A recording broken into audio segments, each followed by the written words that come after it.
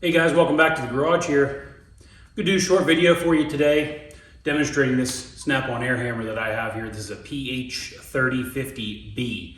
I picked this up secondhand from a guy that was getting out of the business, so I got that a little bit cheaper than new. And obviously prices are up right now, but if you want an air hammer for taking off rivets, this thing will do it. I'm going to do a little demonstration for you here.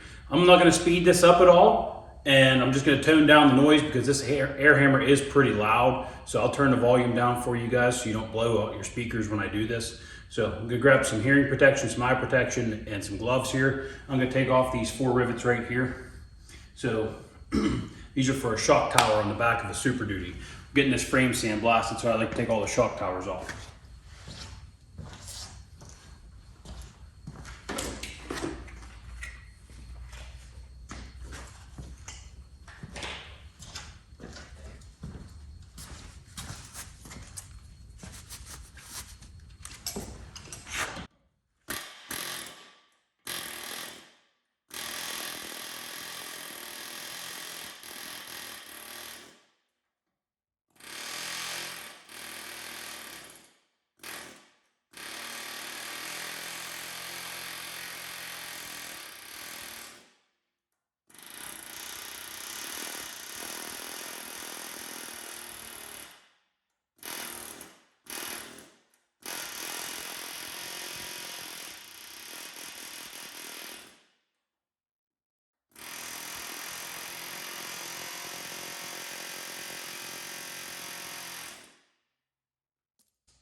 Just like that, 4 rivets down.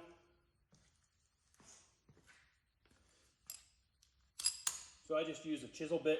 This is a snap-on piece, and then I use their driver also.